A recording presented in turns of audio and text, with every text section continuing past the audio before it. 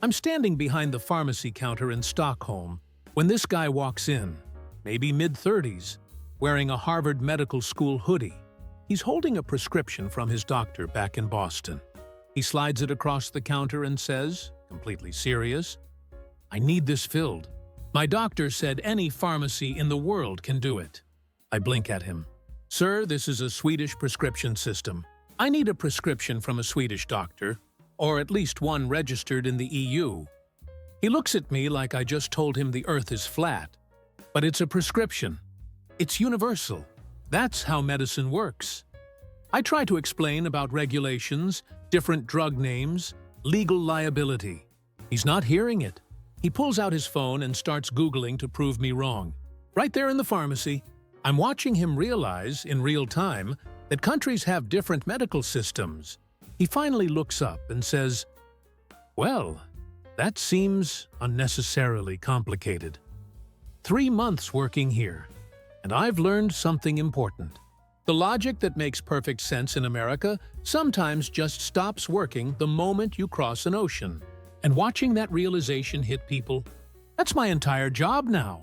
Like the woman in Berlin who tried to return a dress she bought in Florida. Not to the same store chain, to a completely different German boutique. She genuinely thought all clothing stores were connected somehow, like an international returns network. Stood there arguing for 20 minutes about customer service standards while holding a Macy's receipt. Or the guy in Tokyo who got pulled over for making a right turn at a red light. Tried to explain to the police officer that it was legal everywhere. The officer, in perfect English, asked him to name these places. He said America, like it was the only place that mattered. The fine was $18,000.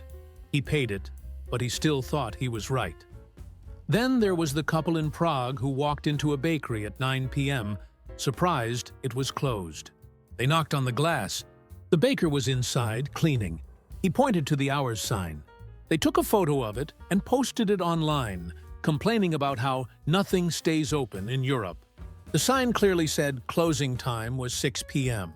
They just assumed it was wrong. But that was just the beginning.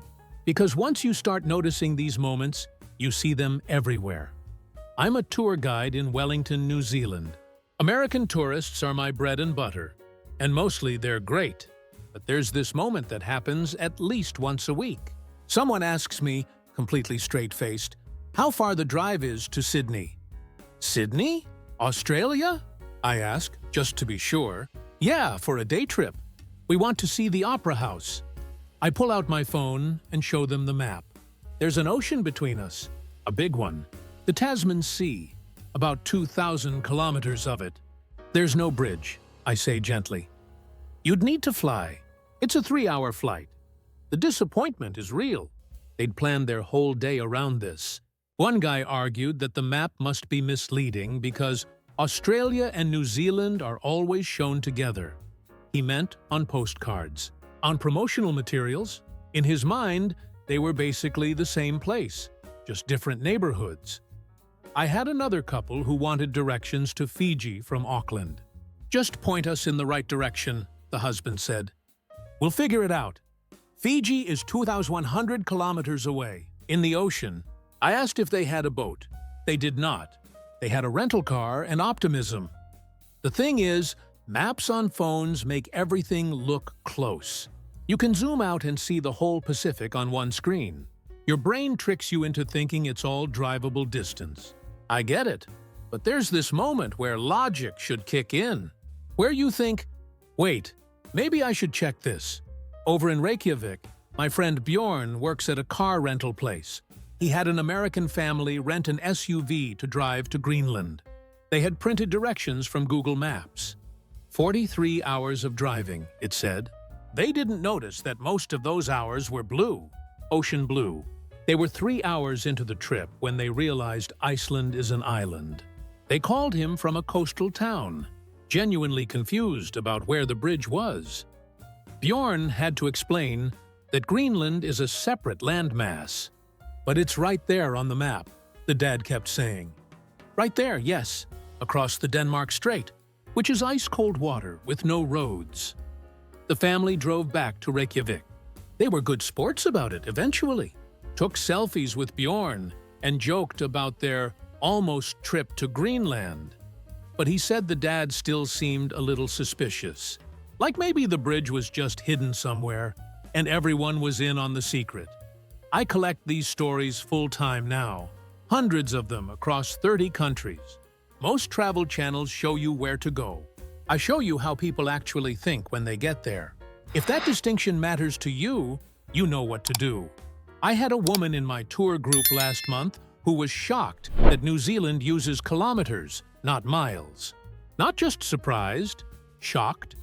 She'd planned her whole road trip using miles. Every distance she'd written down was wrong. She kept saying, "But everything's in miles online." I asked what website she used.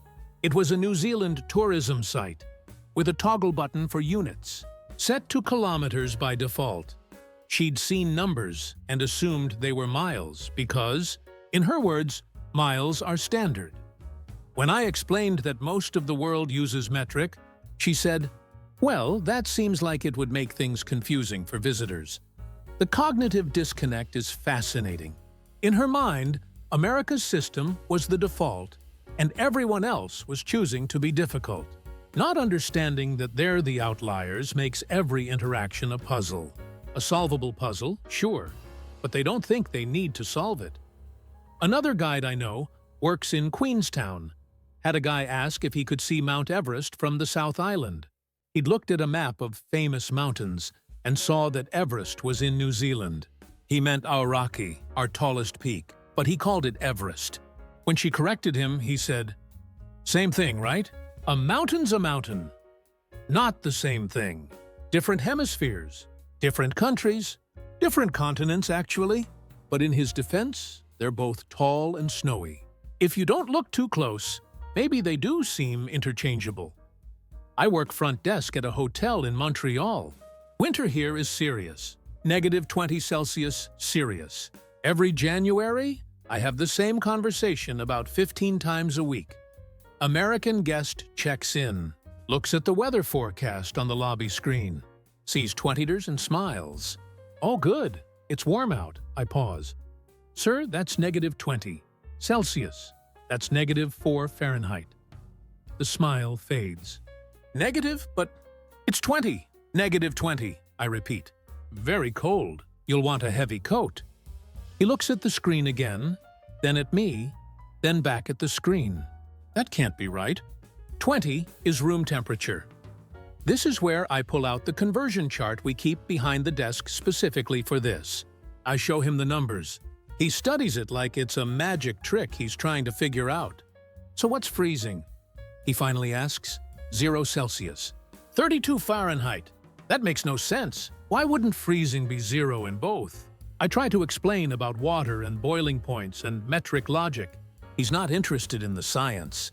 He just wants to know why Canada is trying to confuse people. He says that verbatim. Why is Canada trying to confuse people? Last February, we had a guest go out in a hoodie because the app said 18 degrees, and he thought that meant spring weather. He was back in 4 minutes, shivering, convinced his phone was broken. It wasn't. He just looked at the number without seeing the semi co-worker Danielle had a family check out early because they said we were lying about the weather to scare tourists. They'd booked a February trip expecting 20-degree weather. When they arrived to -20, they assumed it was either a freak occurrence or false advertising. They left after one night, drove to Vermont instead, where the weather was also cold, but at least the numbers made sense to them. Over in Singapore, my cousin works at a hospital. She had an American patient, visiting for work, come in worried about a fever. His temperature was 37 degrees C. Normal. Perfect, actually. But he'd seen the number and panicked because anything over 30 meant severe fever to him. She explained the Celsius scale. He argued that his temperature was definitely not normal because he felt warm. She took his temperature again, this time telling him it was 98.6 degrees. He relaxed immediately. "Why didn't you just say that first?" Same number, different label, completely different reaction. This is what I do. find the invisible walls in people's thinking, and make them visible. Most content gives you travel tips. I give you cognitive patterns. The people who subscribe aren't looking for top 10 lists. They're looking for the psychology underneath. If that's your speed, subscribe. In Finland, I talked to a hostel owner in Rovaniemi who had an American guest refuse to go outside during negative 30-degree weather. Fair enough. That's cold anywhere. But his reasoning was that negative numbers are scientifically impossible for temperature. He thought the thermometer was malfunctioning, thought maybe they needed to recalibrate it, add 30 to every reading to fix it. The owner tried explaining absolute zero, Kelvin scales, thermodynamics. The guest smiled politely and said he'd just wait until the weather made sense again.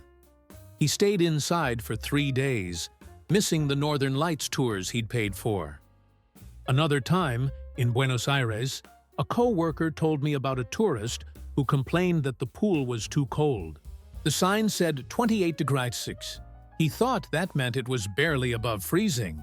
He'd touched the water, felt that it was actually warm, and decided the sign was wrong. Complained to management about mislabeled temperatures and safety hazards. When they explained the conversion, he said, "Well, you should really use real degrees." Real degrees. As if Fahrenheit was handed down on stone tablets and Celsius was just someone's weird hobby. The wildest part? These aren't stupid people. They're engineers, teachers, business executives, smart folks. But there's this wall in their brain where their system is the only system and everything else is exotic decoration. The logic that tells them to check, to convert, to adapt, it just doesn't fire. I'm a restaurant manager in Barcelona. We open for dinner at 8 p.m. This is normal here. This is when people eat dinner. Not early, not weird, just normal. American tourists do not find this normal.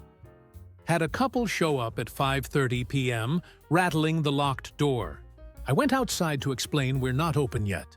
The man looked at his watch, then at me, then at his watch again. It's almost 6 o'clock.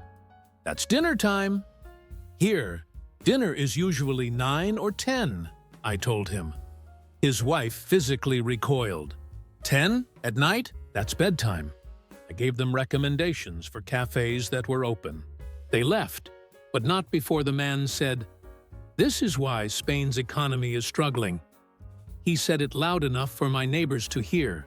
My neighbors, who were sitting outside their shops, having coffee, living their lives on the schedule that's worked for centuries.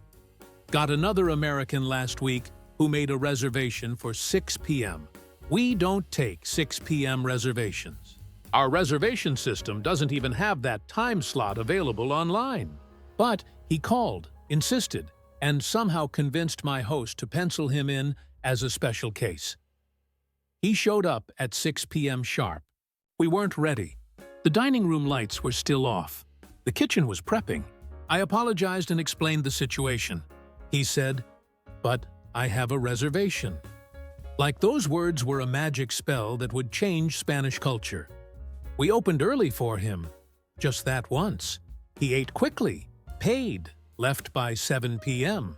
Left a review online saying we had no other customers and the atmosphere was dead.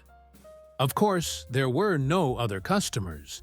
Nobody eats dinner at 6 p.m. here. He'd asked for an experience outside our culture, then complained that it wasn't authentic. In Copenhagen, a friend of mine works at a museum.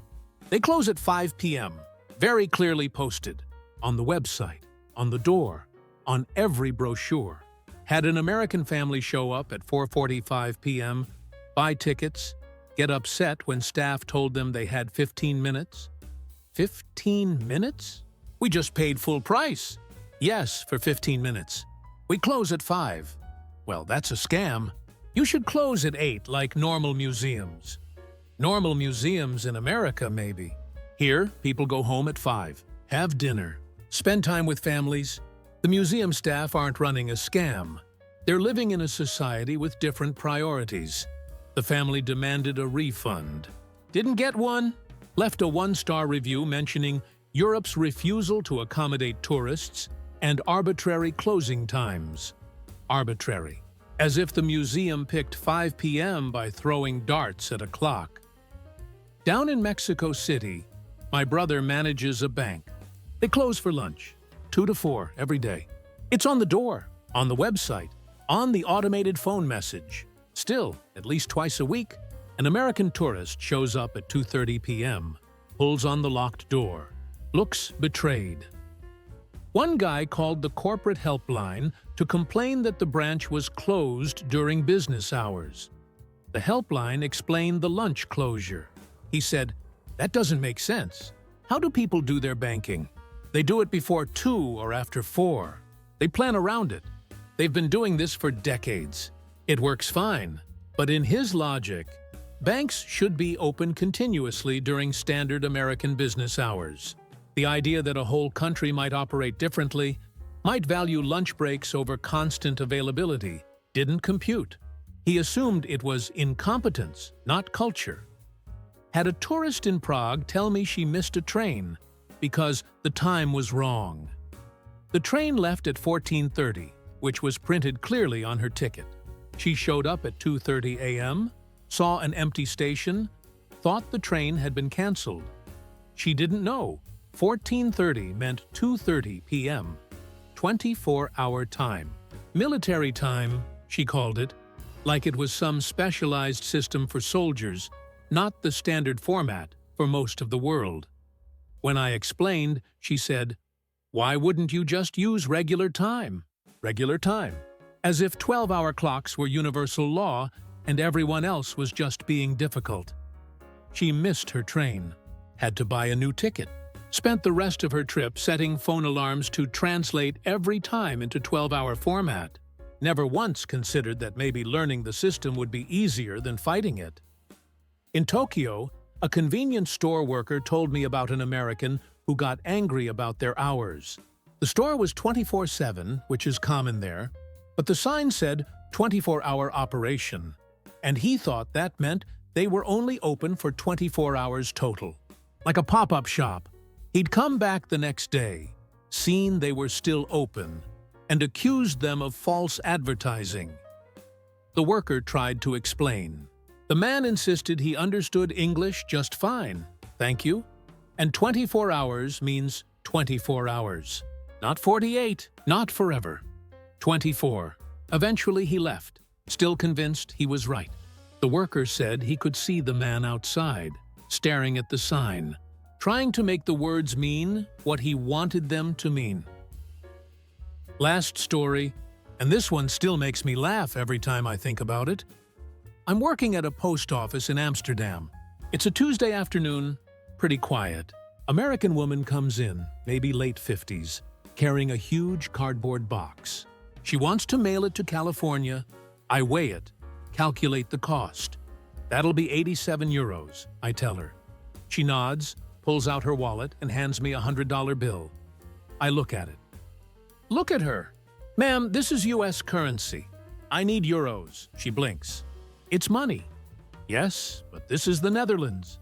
We use euros here." "Right, but it's $100. That's more than 87 of anything." I try to explain exchange rates, that dollars aren't accepted in Dutch post offices, that she needs to go to an ATM or currency exchange. She's not having it. She points to the bill. It says right here, legal tender for all debts. That's what legal tender means.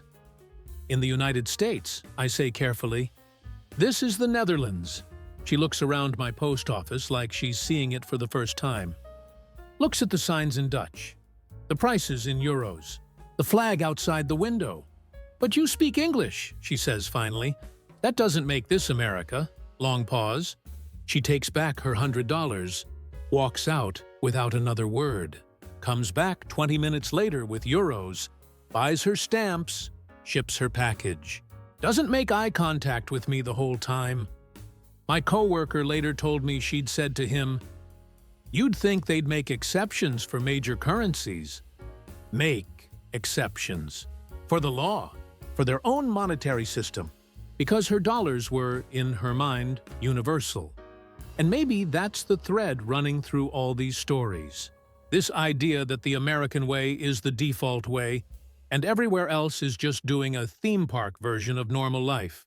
That logic should bend to accommodate them, rather than them learning new logic. It's not malicious. Most of these folks are genuinely confused, not entitled. But there's something about crossing borders that makes people forget that other places have reasons for being different, that those reasons aren't random, that maybe, just maybe, the way they've always done things isn't the only way things can be done. I still see her sometimes. That woman with the $100 bill.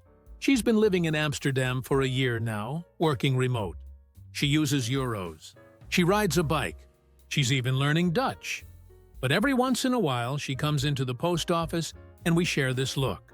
This memory of the day she learned that money, like everything else, is only worth what someone agrees it's worth. And these stories? They never stop coming. Every shift, every season, every time someone new steps off a plane thinking the world works exactly like home. I'm not complaining. Honestly, where else would I get material this good? But I will say this. If you're planning to travel, maybe spend 10 minutes learning about where you're going. Check the basics.